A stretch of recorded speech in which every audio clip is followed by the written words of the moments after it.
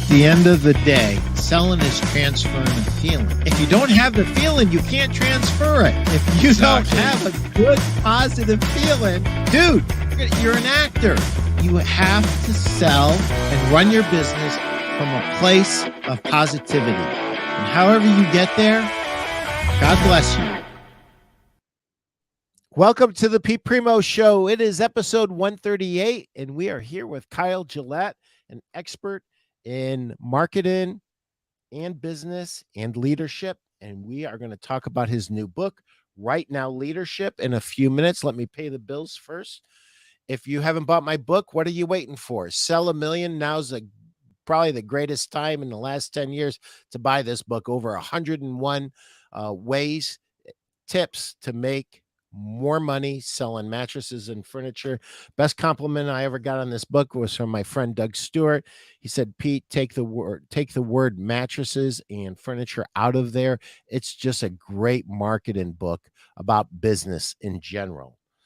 One thing I want to mention real quick is my dear friend Steve Hauk, who has sponsored this show for many, many, many episodes. Mattress Industry Network Group is a free Facebook group, over 2,000 strong, maybe over 2,200 strong by this point. All you have to do, if you're in our industry, is just scan that QR code, join the group, and welcome to a whole new world, a world where we help support you. You're no longer alone. And I got to tell you something. If you want to learn how to market and how to merchandise better, how to advertise better, how to sell and succeed in the mattress industry, join this group. It's 100% free. There's so much talent in this group. It's absolutely ridiculous. And I'm going to give a special shout out to my dear friend, Bob Munkle, AKA Uncle Munkle. He has a great course that I'm actually taking on Thursday. So join us, go into the Mattress Industry Network group, and you'll find a post by Steve for Bob's training. It's this Thursday at noon to 3, and it's basically the role of a mattress for a good night's sleep. Everybody that's taken this course absolutely loves it. And I want to give a shout out to Sean Moore. Sean is an RSA at Mattress World Northwest. Thank you for watching my podcast, and thank you for buying my book. And hello, South Africa. Guy and Kyle Danes are joining us from South Africa. We're glad you're here.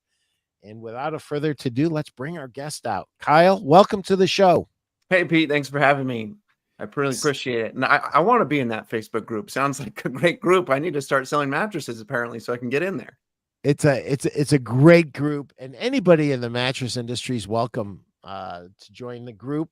But listen, right now, in today's new world that we find ourselves in, after the ups and the downs of the last few years, and we don't know if we're going up or going down right now, things are challenging and they're spotty, but then there's bright highlights, and it's like a roller coaster ride.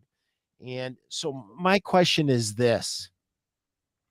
There are some universal things about leadership, and I want to get into those in a future question, near future, next half hour or so. But what's changed? What's changed in leadership? And or maybe a better question is, what needs to change right now to be a more effective leader? I'm curious. Yeah, for sure. Well, I've noticed with my clients and the people that I've worked with in the past, and being a leader in an organization with a lot of employees, what has shifted big time is the power of the employee. And what I mean by that is they have more sway on a business than a lot of employers are used to. And that's bad and that's good. It's bad because most employers don't know how to handle that. And it's good because that means the employees, who are very smart, very capable, can enhance and improve the organization significantly. But employers need to know how to leverage that. And a lot of leaders don't. They really struggle with that. And so part of part of what I'm doing with my clients is helping them to figure that out and come up with simple processes and conversations even to leverage the power of the unconscious mind, is what I say, the unconscious mind of their employees. And that is definitely very different than it was going back 4 or 5 years ago.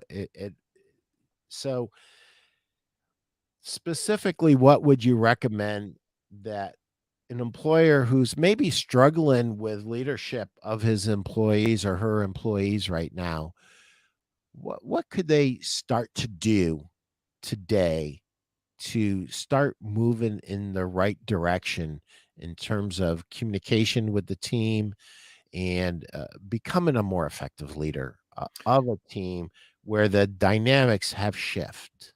Yeah, for sure. I'm working with a landscaping business. They actually, it's a funny combination. It's a landscaping business, and then they do like handyman work. And so on the landscaping division, I was coaching the department head of that, and we were having conversations about how people are consistently bringing him problems, and then he's always providing a solution to them, which is, leadership allegedly. And so I challenged him with a simple question. I said, the next time someone comes to you with a problem, ask them this forward question: what do you think? That's it. Mhm. And then shut up. You ask the forward question, what do you think? And then you shut up. And he did that. And he told me, I think it was a week later, that they came up with this brilliant solution for the way that they do scheduling and the way that they interacted with a very specific client. And they, meaning the employees, came up with the solution. And all he did was put it into play, or let them do it, and it worked out fantastically.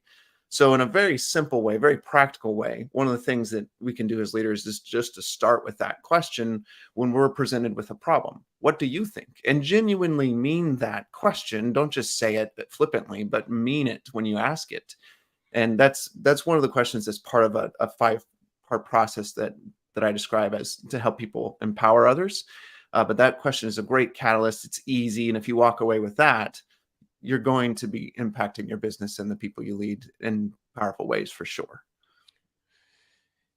One of the things that really frustrates my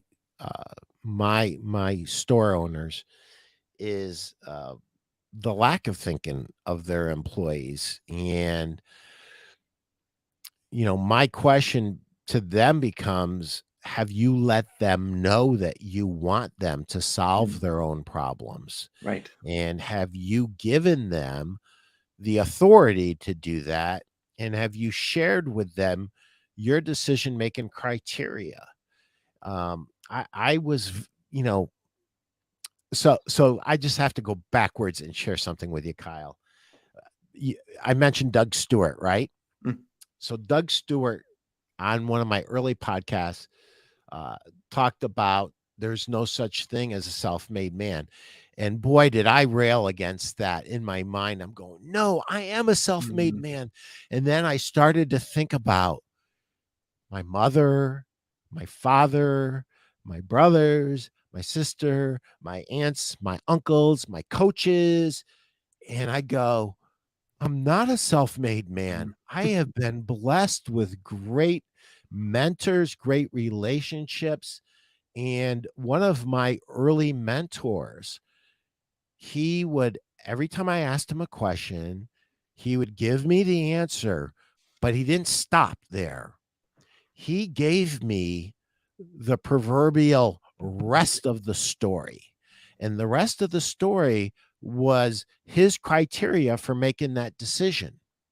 And he would actually say, Pete, if it was blah, blah, blah amount, I would say no, but it's this amount. And because of that, the risk is smaller. And I am saying yes to this, but I would not always say yes to this. And here's the criteria for saying yes. And here's the criteria for saying no. And it was just invaluable mentoring. Uh, so that when he left and he was out of town after I had worked for him for about a year, I mean, I made the decisions exactly the way he made the decisions. But why? Not because I had ESP. It's because he laid it out step by step by step. I knew what his criteria was. I knew exactly how his mind worked. And listen, I didn't make them all right. Once in a blue moon, I'd make a wrong one, and he'd sit down with me and he'd say, Pete, this is why I would have gone the other way on it, but we'll we'll get through this. And you know, so one of the most fundamental things that I ask is, have you let your employees know that you want them to be empowered to make these decisions? And yes, if you have a question, bring it to me, but let's talk about it, and let's talk about it in some detail. What say you? I see you're kind of wanting to chomp at the bit there.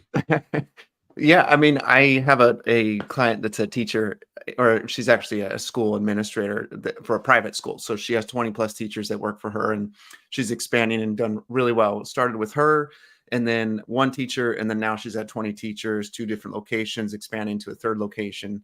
And we are constantly working on her getting out of the way of herself. She's a great leader. She really is. And her employees trust her and listen to her. But now she's realizing that if she's going to get to this next phase of life, this next phase in business, that she has to get out of her own way. And that means empowering the people around her. So I've used that word a couple of times, and I kind of want to describe what it means in a little bit more detail, at least how I interpret what that word means, because it's a buzzword and it can be kind of a boring word if it's not defined well, because, oh, great, he's going to talk about empowerment. Oh, everybody's heard that before. So let me define it a little bit, and I'd love to walk through the process that I help my clients with, because it really is empowering to the point where they can have a heck of a lot more freedom in their business. So one of the things, Pete, that I want to ask you about is, what was the last movie that you watched in the theaters that you were just riveted by or fascinated by? Oppenheimer. Okay, so fairly recent, obviously. So Yeah. you're on the edge of your seat, fascinated, focused attention, watching this thing.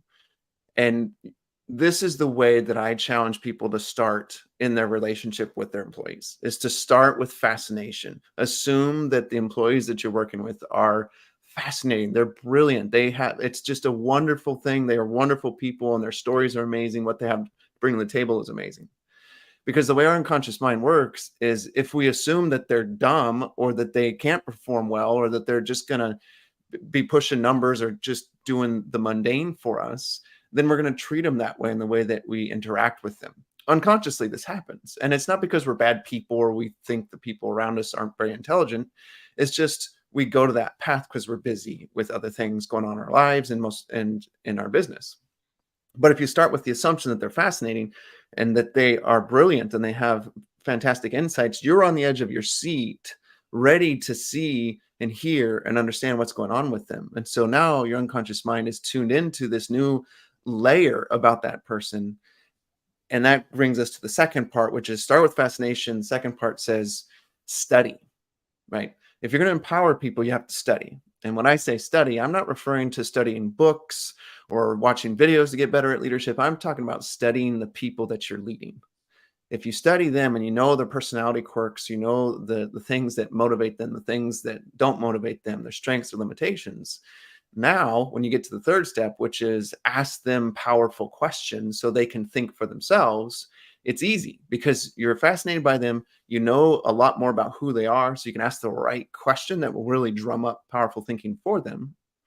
And now you have these solutions that they bring to you, or these new insights and innovations that they bring to you. And if you have a team of people that operate that way, they're going to treat each other that way. And of course, now you have a mastermind built into your business of success, of people coming up with brilliant insights. And you're just sitting back going, wow, I've got some good employees. And you're getting way better results, right? So that's the third thing. The fourth is, now that they're at this new level of thinking, you can hold them to a higher level of accountability, which is a whole nother layer of discussion. But you can hold them to that higher level of accountability because now they're thinking differently and they're thinking freely and thinking for themselves. And once you've done that, now the little failures and the big successes and the big failures and the big successes can be celebrated, right? That's the fifth piece, is as you walk through those four pieces, be fascinated, study your people, ask them open-ended, powerful questions, shut your mouth and listen to what they have to say, hold them at a high level of accountability, and then celebrate the littlest of things and the biggest of things in whatever nuanced way makes sense for each of the employees. It sounds like a lot, but they're going to start to just feed off of it themselves. So that's when I talk to my clients about empowering their teams, that's exactly the path that I urge them to go through. There's a lot there. Right. And am I assuming correctly? Oh, let's see what Guy Danes has. How much does personality styles play in leadership? Thank you. I'm going to let you have at it. Then I'm going to go at it, but I have a feeling I won't have anything to say after you go. But Yeah, Guy, Kyle, have at that question. sure. It's a great question. Thanks for the question, Guy. I would say big time, right? But I think more it's on the side of the person that you're leading than your personality, right? If I'm leading someone and I don't know their personality, I don't know them too well, then I'm not going to lead them that well, regardless of my personality. So if I'm really good at being self-aware and paying attention to how I interact with other people and how they interact with me, then I can catch their personality and then adapt and adjust my personality slightly to fit theirs. And so in my work, I do a lot of assessments. It's just 2 assessments, but I do a lot of work with those assessments with my clients. So DISC is one of them, which is about your behavioral patterns, and then motivators is another, which is about your thinking patterns.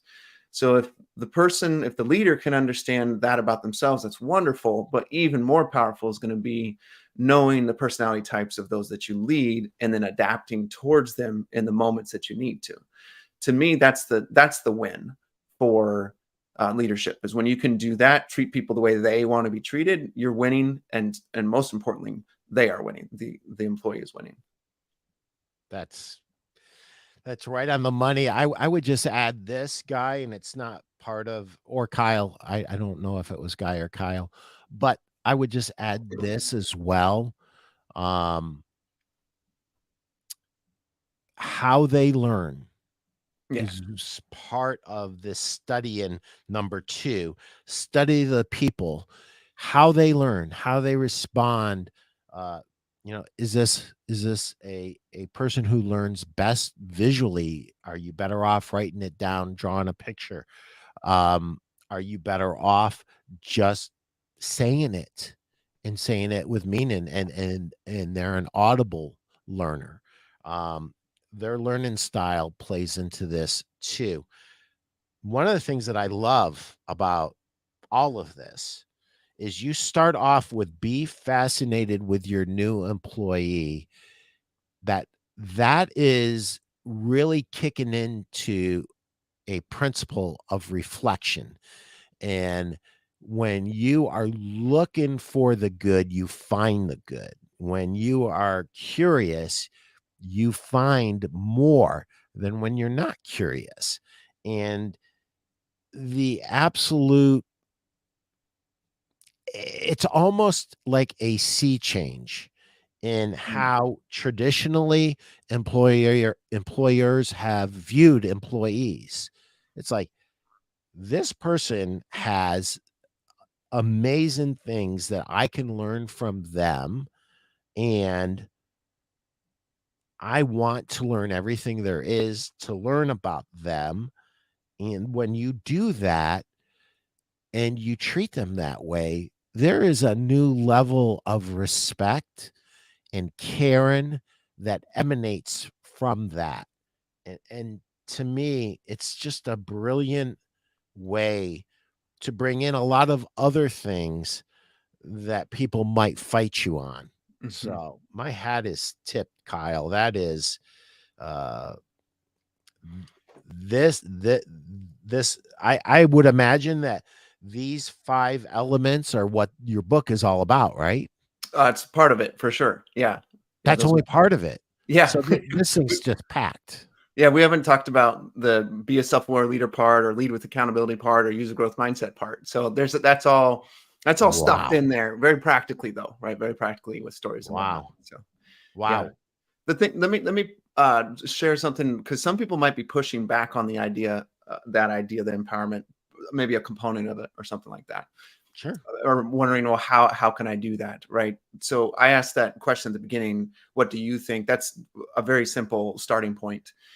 And in the workplace, it's difficult to sit down with someone for an hour and just get to know them or whatever, right? But I've challenged a lot of my clients, and I've seen some of my clients do this on their own, where they take their employees out to breakfast or to lunch or to coffee once a month or once every other month. And they're real intentional of spending 30 minutes with them and getting to know them. And we're not talking about personally. Okay. We're not talking about, hey, what's going on with your spouse or your kids. If the relationship's there, then great. But that's not what I'm talking about. That's maybe pushing it too far for some employees. I'm just talking about spending intentional time with them, even if it's just 5 minutes in the workplace. And in the book, I talk about all these opportunities to coach as leaders. And they're 2 to 12-minute opportunities. And I would say the exact same thing here, because coaching is a part of empowerment. You have all these moments that are 2 minutes long that people interrupt you, right? You're in the middle of in your office, you're doing your work, or you're on site and you're doing your work or focused on something on site. And then someone comes up with a problem. Well, that's a 2-minute window to coach, empower, and get to know that person. And when I say get to know them, we're mostly talking about the way they think, which is back to Guy's question, which is about their personality, right? So that's a 2-minute opportunity for you to study the person, empower them with a simple question, and buy some time when you say, what do you think? So that you can get into it with them. Because when you're interrupted, it's really hard for a brain to switch to the new focus. It takes, what's the time? I think it's 23 minutes to get back to what you're doing, but it's going to take a few moments at least to get focused on what they're asking you. So those are a couple ways that you can do that. And then the ego gets in the way too. So it's learning how to work with your ego, right? And let yourself not always have to be the one that's right or to get the credit, and admit when we're wrong. And I suck at that. So I need to talk to you guys about how to work on that. But that's another thing too, is letting go of that ego so that you don't always have to be right as a leader, and realize that, like you were saying earlier, Pete, that there's brilliant insight available to you within the employees that work for you. Yeah, and one of the things, and I've seen this time and again, as I've studied coaching and I've studied consultants, universally, the story is told: a check is written for 20 or 30 or 40, $50,000 to a consultant by an owner. What does the consultant do? He spends the next week talking to that person's employees. Yep. And writing everything down they say and compiling all the information before he or she goes forward with recommendations. You could have done that on your own, and you didn't have to write a check for 50,000. Yep. So I love this. Be fascinated with your new employee. Well, I'm going to interrupt for a second. Go ahead. Apologize to interrupt, but it's not just new employee, any employee, right? Start with that perspective of, even if they've been working with you for 10 years, you want to start with that perspective of, you know what, I'm going to shift gears, because we have a million bits of information that comes in front of us every day, every second, not every day, every second. And so then we get to choose, like you were saying, Pete, we get to choose what we focus on. And we only get to focus on, it's roughly 125 bits of information consciously, right? So when we unconsciously choose to be fascinated, now those bits of information that are falling are happening every second. We're choosing 125 of them, let's say, that are much more related to how amazing this person is versus how annoying this person is. I mean, we can do this with our spouses, with our kids. It's amazing how, when you shift gears, it makes a big difference there. And I mean, I could give you how I do that with my family, but anyway, I'm gonna let you go. Actually, I want to hear about that. Tell me how you do this with your family. Sure. So thank you. So I have a mentor that I was getting real frustrated with my youngest daughter. She's now 7, and she and I are basically the same personality type. So we're just crashing. I'm dominant and influence in the disc realm, and she's the same. And so we're just bumping heads. And so I'm whining to my mentor, and he basically says, "Shut up, Kyle, do something about it." So I'm like, well, I don't know what to do. And so we talk about it. And eventually we come up with this idea of simply to have a gratitude journal. And in the business world, I know that sounds a little funny. Even journaling, especially for men, sounds funny, but stick with me because it'll change your life if you're not already doing it. Do it. I've convinced all of my male clients to do it, and it's making a difference for them instantly, and they love it. They admit it and they love it. But what I did was I write down for each of my kids, so I have 3 daughters and then my wife, one thing I'm grateful for every single morning. And it could be something they did or a character trait. I try to lean more towards the character trait because that's more, immutable, and it's a little bit I think it's more meaningful when you're focused on a character trait versus a task that was accomplished. But either way, when you do that, that's shifting my focus. So with my 7-year-old, instead of walking into her bedroom when it's not clean and she's not listening to me or whatever, instead of getting really irritated real quick, all of a sudden I have this different gratitude towards her. She's creative. She's just playing with her Barbie doll. She's just having a good time. And I'm forcing her to switch gears and clean up when she's in her own world of imagination and fun. And I'm going, okay, you got to clean up. Now there's a shift for me, and I have a lot more patience because I appreciate those things about her. And of course, you can flip this into the business world and come up with things that you're grateful for each of your employees, and it will pivot your perspective on that employee in a very helpful way. That's great. Building this mastermind within your company is very, very, very powerful. And when your employees feel like you are interested in their ideas, they are going to be much more forthcoming with those ideas. Yeah. And sometimes what we do unknowingly as business owners is we suffocate their creativity. I'm in the habit with my salespeople that are on my team of asking them when they bring me a problem to bring me the solution. They all know by now, Right. don't bring me a problem without bringing me your recommended solution. And if you want me to rubber stamp that, great. I probably will. If you want me to expand on your thoughts, I'm happy to do that as well. And oftentimes there's no one right answer, right? There's a lot of different, but as a company, if we can get our people to give us their creativity, we're going to be a better, stronger company because of it. And we are going to implement something in our business that helps our customers have a better experience before our competition does, because we are creating this opportunity to share ideas, and it's not punished, it's actually encouraged. It becomes part of our culture as a company. Yep. And this higher level of accountability, there's 2 levels to that, the way I see it. One is the external, and that is me as a leader. I expect more out of you. But the more important part for me is this level of accountability that this employee now feels towards our company, Mm-hmm. because he or she feels more connected to us, because he or she is disappointed in themselves that they didn't do something that they should have. They looked at it in the rear view mirror and they said, you know what, I really should have handled that differently. And I really care about the success of our company, and I'm holding myself accountable. To me, that's a whole nother level of leadership when you hit on that area.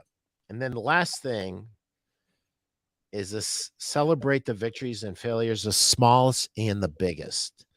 Consistency is the key. I constantly harp on this every week.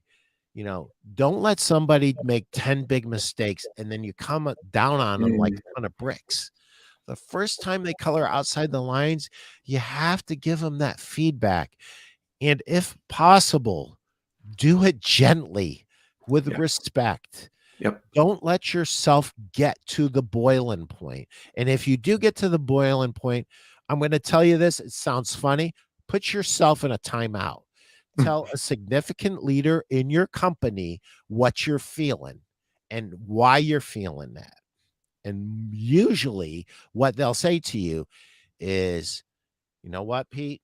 The first time he or she colored outside of the lines, you should have approached it. Now it's 10 in and you're pissed and you're boiling, and you cannot go into a coaching session full of emotion. Cannot do that. So I've thrown a bunch of stuff out there. I know I see those wheels go. And Kyle, coach me up. Am I right? Am I wrong? Oh yeah. Add some color. Sure, you have to catch it early, right? When you start to get frustrated with the mistakes of someone else, you want to catch it early, because then it's a lot easier to prevent the future problems. Because ultimately, my job with my clients is to prevent future problems, right? So if I help them to discover an accountability problem where someone's not following through at the level that they're supposed to, or they didn't do what they said they're going to do, but it's a little minor thing, if I can address that, or more importantly, have the leader address that in their organization real quickly, privately, then this is going to shift that problem that could have been huge in the future to actually nothing, because you've stopped it. And there is a process to that. And I would just say to not go into that too much, because I really want to talk about the personal side accountability. I would say that you got to get your story right again. So with empowerment, it's about, being fascinated with your employer, or assuming that they are, amazing people. With accountability, it's about getting your story right. And what I mean by that is, in your head, when someone screws up, you don't go into it going, man, this guy's an a-hole. This guy's an idiot. What is he thinking? Of course he's going to screw it. Like, that type of language is going to twist the way you interact with that employee, and that accountability conversation is going to be trash. But if you go into it going, you know what? I think this employee has good intention. Even if they really screwed up, they had good intention. There's a reason why they did this. Assume the best, and then figure out the facts. Get the facts without their input. Figure out exactly what happened, so you can come to them with the facts of the situation. And then you have that coaching conversation with a follow-up of accountability and some sort of a timeline that says, okay, this is what's requested of this employee to do. We're going to follow up with you, or I'm going to personally follow up with you about this in a week, so we can get a report on what's changed, right? So if they did something bad with a customer, right? They treated them poorly, or whatever it is, you're going to make sure to address it after they've rectified, or after they've made their adjustments. You have to address it on the other end. Otherwise, it's not really accountability. It's just kind of badgering, telling them to make some shifts, or asking them to make some shifts. So you got to follow up on the other end. And that sandwich there is what's going to make them think differently in the next situation, for sure. So that's the external accountability. And then you have the internal accountability, which I think is where you were leaning, Pete, with your thoughts. Yeah, and they're both important. One feeds the other, right? Yeah. Because when you're consistent with your accountability and you follow up, what you're really saying is, I care. Yeah. Right. And when you care, they care. And when you are haphazard, they're going to be haphazard Yep. because they think it's okay. And by being very deliberate, and by structuring your accountability and your follow up, I think that kind of leads to that internal accountability that is a place that we need to get to. And one of the things that I would say to a lot of my owners, a lot of you guys and gals have built a really nice business, and you're now just starting to hire people. Remember this, have an eye towards, this is going to be a future leader of your company. And everything that you do and that you say with them is going to impact on their ability to be a future leader for your company. They don't have to be, but often your first hires become the future leaders of your company. And so I would encourage you to treat them with the respect and the curiosity that Kyle's recommending. Yeah. And if you can start, there's a carpet cleaning business that I'm working with, and he's real afraid to hire somebody right now. And he needs to. They're doing really well. Their goal for the year was to increase their business. And I can't remember the percentage off the top of my head, but I know they've increased it 30% since working with me, which is really cool. And they put an amazing effort. But now they're getting to the point where he needs to bring in another person to help clean floors, and he's really afraid of that. And I said to him, who do you think is a good fit? And we had a discussion around that. And then I made the point that, okay, when you're looking for this person, think of them as if they're going to own your business in the future, because he wants to sell his business. He's older and he's ready to do that. And if you don't start with the thought that this employee could either, be a leader at some point, a manager, a supervisor, and ideally an owner, a partner, then you're probably not hiring the right people. And it's worth waiting for that right person. It's worth it. And I know that finding good employees right now is real hard. So if you have an employee that looks like they're marginal and they're doing okay, keep them, darn it, because it's really hard to find good ones. And there's the work that we're talking about right now when it comes to empowering will help you get there with them or help them get there. But one suggestion I want to say is I've been studying the concept of creating what's called a thinking environment. And it's not my concept. I didn't come up with it. It's a lady by the name of Nancy Klein.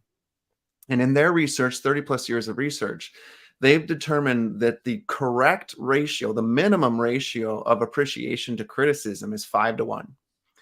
So when you're working with your employees, we need to be finding 5 things that we appreciate about them for the one time we criticize, the one time we give them, we call it negative feedback, if you will. If we don't do that unconsciously, this is impacting them in a negative way.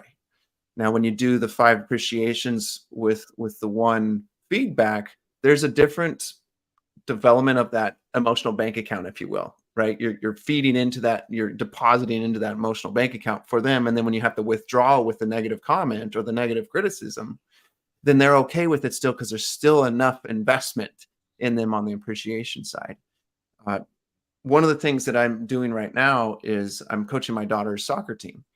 And so there's 15 players on the team. My daughter is 6th grade. It goes from 6th to 8th grade. So there's a lot of emotions.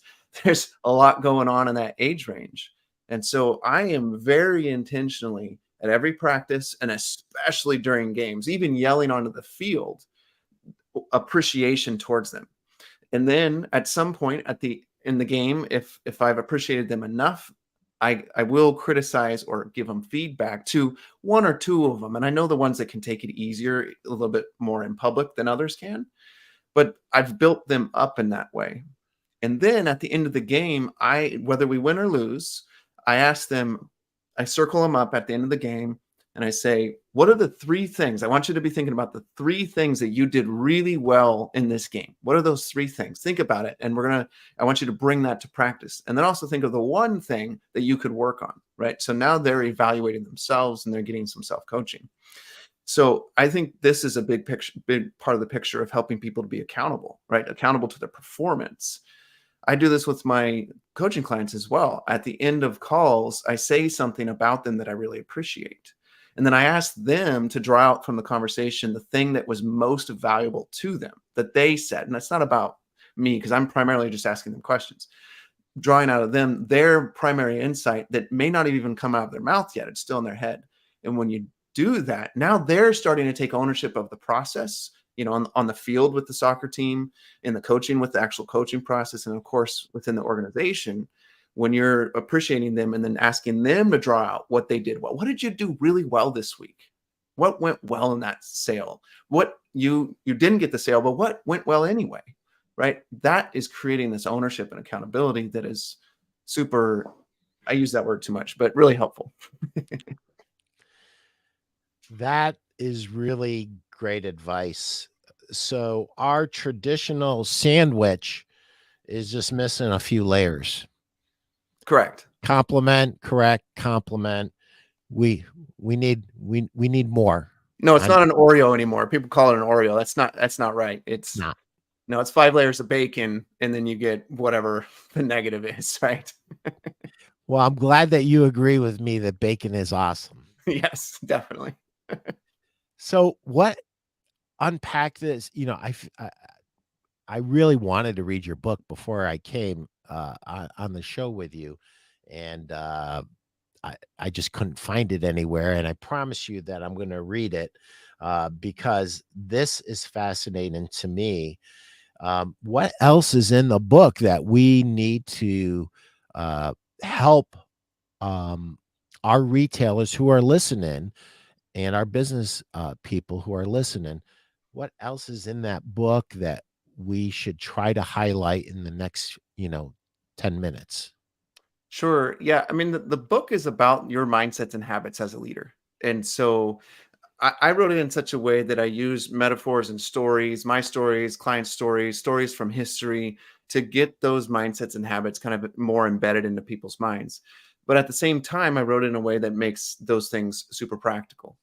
Right. So if I'm talking about journaling, then I give some examples in there about the power of journaling and how that works, and then give you ways to do it. And that's basically the premise of how I work through the book and the 20 different mindsets and 20 different habits of a leader, right? Of a great leader. In the accountability section of the book. So let me break down what blue means, because most people don't realize that blue is actually an acronym. So blue stands for four things. And Pete and listeners, if you want to picture a house, just picture a regular home, right? Every home needs to have a foundation. If you don't have a foundation, that the home is it's not going to work. It's going to collapse.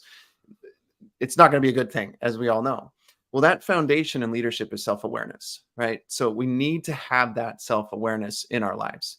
When you get past that, be a self-aware leader, now you can lead the L, you can lead with accountability. And accountability is the nails that holds that leadership house together. Without accountability for yourself and for others, the house is going to crumble, it's going to crush you, and it's going to crush anyone else that you're leading. And that obviously is not a good thing. Then the U in blue is use a growth mindset. So this is the idea of the walls and the roof of a leadership house. And it's also the interior of the home too.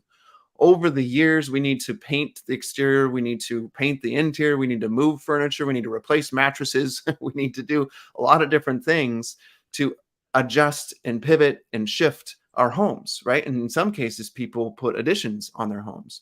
This is the exact same with our leadership. As we grow, sometimes it's nuanced growths like that mattress replacement, that couch replacement. Other times it's you're completely remodeling the kitchen or you're adding an addition to your home, right? So that's your user growth mindset. And then the E is empower others. And we've already really dove into that, but it's the windows and doors of the house. It's where people get to see into your leadership and go, wow, I want to work at that mattress place. I want to work with Pete. That looks amazing to be led by him. I want to be under that roof. And so people knock on your door and you interview them and you let them in, right? And then you deploy all these things that we've been talking about. So that's what the leadership house is. And that's what the framework is for Blue. The one area that I want to maybe emphasize some more that's in the book is the accountability side, because Pete, you were talking about it, and that's the personal accountability. Yep. So what is a goal that you have in mind right now, Pete? Something fairly big that you want to accomplish professionally or personally? Oh, I want to extract myself from my business and hand off the leadership of my business to my wife. That's pretty big. Yeah. And what is the purpose behind that for you? What makes that meaningful? Um, well, I'm 63 and I want this business to survive when I leave this earth, and I want it to be in her hands. Now, the reality is it's already in her hands. She's been running it for years. She just hasn't gotten credit for it. Okay. So you want the business to live on. You want your wife to get credit for the work she's already put into it. Yep. And how many people have you told this goal to? Approximately. 3. Okay. So in the book, I talk about something called an accountability pass, PASS. And this first part is the P in pass, which is passive accountability. And the way it works is you come up with your goal, which is to transition your business to your wife's hands, create that legacy, and make sure the business continues on. The side benefit of that is all these families that you're supporting by running this business continue to have a livelihood because the business is still running, right? Like that's a beautiful thing as well. So now you start to tell your story to people that I want to do this, and you probably want to put a timeline on it, all those regular goal things. And of the 20, 30, 40 people that you start sharing that with, directly sharing it with, Some of them, typically it's 10%, will follow up with you, right? So let's say you tell 30 people. So now those people that are following up with you are passively keeping you accountable. In addition, when you're just telling them, you're keeping yourself passively accountable because you're like, I got to be have integrity here. I told them I was going to do this, so I better follow through, right? Because nobody wants to be a liar. So when you say this thing you want to do and you tell a bunch of people, all of a sudden the weight of it, the stakes are higher. Mm. And then the more clear you make it. So the second part of the passive is you make it super clear as if it's happened already, right? What that looks like is you write down in detail, 250 words ish, as if it's 2 years from now or whenever you want this to happen, that your wife is now running the business. It's really successful. There's this many employees. She's this happy. You're this happy. You've done this vacation. Your employees are at this new level, blah, blah, blah. All these details. And that creates this new story in your mind that your unconscious doesn't know the difference between what's going on in reality today and this beautifully painted picture. Because when you make that picture so real, your unconscious mind has to make it real as well. And so it starts to go to work on accomplishing that goal, which creates some more passive accountability because it's not something you have to work at. You just create that really clear narrative as if it's already happening, and then your mind goes to work on it. So that's passive. There's more details to that and there's science behind it, but I'm going to run out of time. So that's the P. The A is active accountability. Active is, remember I said you told 30 people and 3 people followed up? So Pete, let's say one of those people is a guy named John. And John says, hey, Pete, what's going on with you transitioning out of your business so your wife can take over? Well, you let him know what's going on. And then afterwards you say, hey, John, would it be cool if you and I met on a weekly or biweekly basis to talk about the goals that I have and the goals that you have? We'll just chat about them over coffee and keep each other accountable to moving forward on those things. So now you've created an accountability partner and a bit of a mastermind at the same time, which is fantastic, right? So that's active accountability. And those meetings need to be over the phone, over video like we're doing, or in person. They can't be text messages and emails. That doesn't count. That doesn't work. The first S in PASS is structures. And this is short and simple. It's your to-do list and your calendar, right? Those are your structures. The to-do list is your plan to pull it off and the details of that plan written down, saved. I do it digitally, and I urge business owners to do it digitally as well because that's another conversation, but it saves a ton of time. It's way better. Anyway, on the other side, it's calendar, which is the people. So the to-do list is the things and the calendar is the people. All the people you need to be meeting with to accomplish this goal and stay on top of those meetings. And then the second S is self-accountability. So Pete, have you ever skydived or done ziplining before? Nope, did not do that. Okay, so you can imagine ziplining. Most people can imagine ziplining. They've seen it, or even bungee jumping. When I went on my honeymoon, I went to Costa Rica with my wife many, many years ago, and we did the zipline thing. And it was in this amazing forest. One of the lines was 1,000 feet long, which is a long way to be zipping over a forest. It was really amazing. I get up to that platform. I'm going, I'm going to do this. I'm going to do it. This is going to be awesome. And we had already done we had already gotten to that point. So I've done shorter ones and a little bit longer ones or whatever, but we got to the longest one. And it was this point where I couldn't, I had to do it, right? I'm already in the middle of the forest. I'm already on this tour. And it's not like you can go up the zip line. And it's not like you can climb down the tree.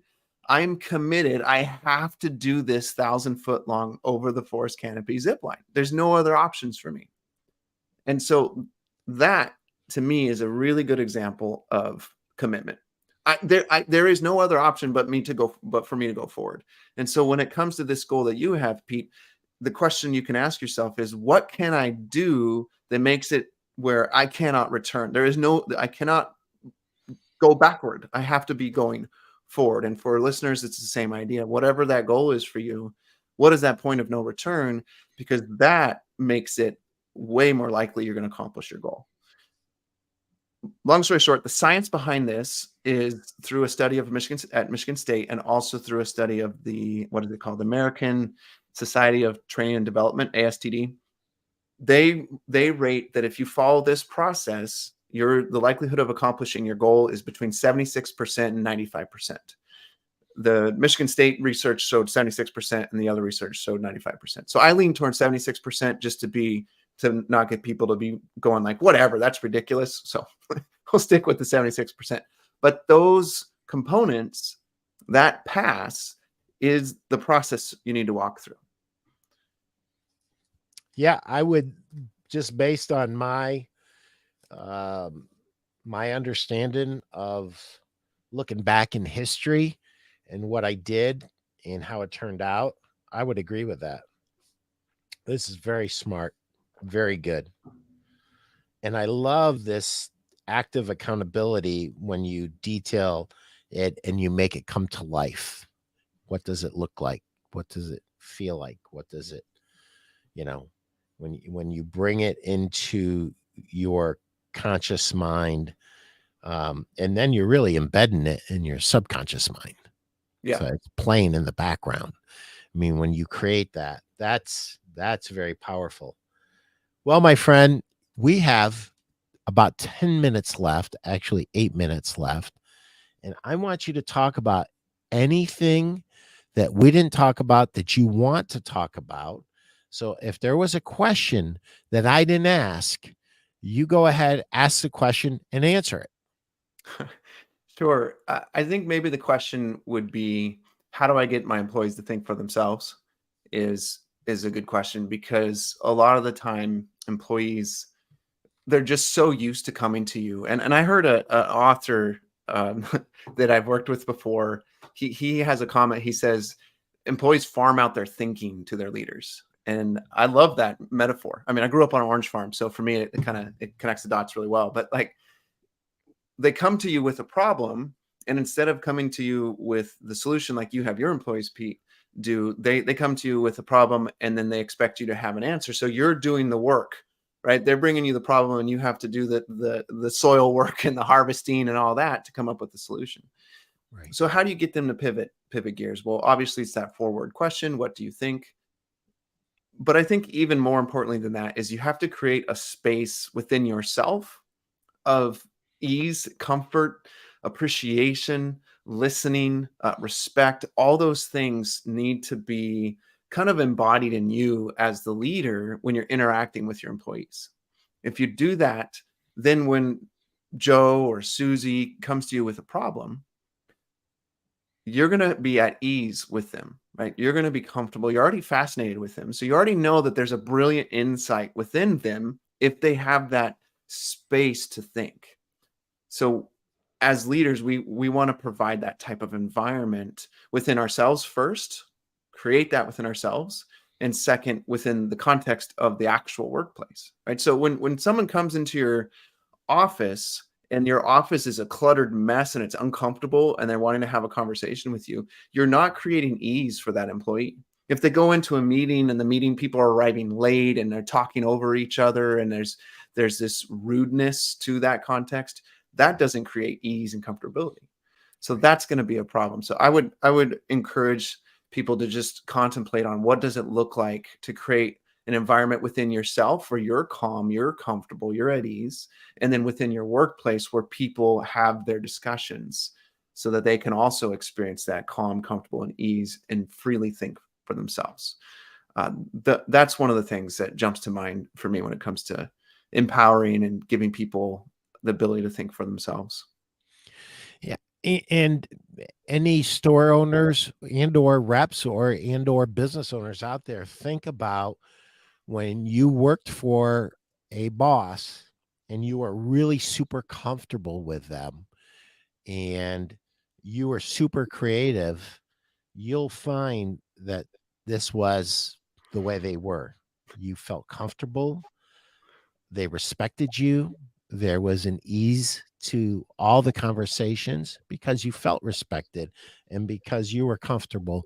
And so how do you as a leader, how do you bring that to the forefront of your mind and your heart? Because a lot of it's a feeling. And how do you get that into your employees' heart and their mind that they feel that way? And I'll tell you Yeah. what, Kyle, this was great. I mean, you are just I am going back in time and I am thinking about the best leaders and the worst leaders to this prism. And it's absolutely 100% true. And I would really encourage everybody that has listened and gotten value out of our talk today, go grab Kyle's book. It is, you know, this is this was a lot of value that you brought to the table today. Buy Right Now Leadership right now. I think you can get it at Barnes and Noble right this minute, and I'm sure it'll be on Amazon soon. But Right Now Leadership by Kyle Gillette. Don't waste any time getting it. What would you like to leave our listeners with, Kyle? Don't complicate it. Yeah, Right? Be a human. Don't yeah. complicate it. Slow down. I've been doing some thinking about my business and my clients and my coaching, and the feedback that I continue to get from that meditating and prayer and all that work is calm down, slow down, relax. Yeah, yeah. That's the message I keep on getting. Just calm down, slow down, relax. And when I do that, what does that do for me? It makes me present. And the concept of the book is right now, right? Be available right now. Be a leader right now, because now is your moment to lead. And so if I'm not present and I'm stressed and I'm freaking out, then I cannot be there for them in that moment, and I can't lead right now in that moment. So if I can calm down, relax, that's going to help me to be present for them. Uh, so that's what I would say. Chill out. 100%. I think um, when we start to find ourselves getting wound up in our workday, and it's going to happen. You got to figure out how to put yourself in the corner and have a little talk with yourself. And if that does not solve the issue, you have a trusted leader in your company. A lot of times it's your spouse that and you can share with them what you're feeling and why you're feeling it, and start to talk yourself down and chill out. I mean, it's easy to say and it's hard to do in the moment. And sometimes it goes back to the whole gratitude thing. What am I thankful for? Yep. You know, I own this company. I'm a leader in this company. I have this position of responsibility to my fellow man. Am I executing right now at the level that they deserve and that I deserve? And is this my best? Is this my best? And if it's not my best, don't go forward until you can be at your best. Catching yourself early is probably the best single thing that you can do. Kyle, if somebody wants to get a hold of you, how should they reach out to you? Yep. Real simple. Go to blueshirtcoaching.com and you can apply to have a conversation with me, set up a conversation. But also, I mean, you could find me on LinkedIn and just message me directly, start a conversation. A lot of maybe the struggles that people are having as it relates to what you just mentioned, that's a lot of what I address. Like, I go real deep with my clients. Yes, we've talked about a lot of the business side of things, but when it comes to those limitations that we put on ourselves as leaders, and that's a lot of the work that I'm doing with my clients that moves them forward exponentially, because now we're dealing with that deeper stuff that is getting taken care of, right? So yeah, feel free to reach out, LinkedIn, and also blueshirtcoaching.com. Kyle, thanks a million for being here. And everybody, till next week, sell a million.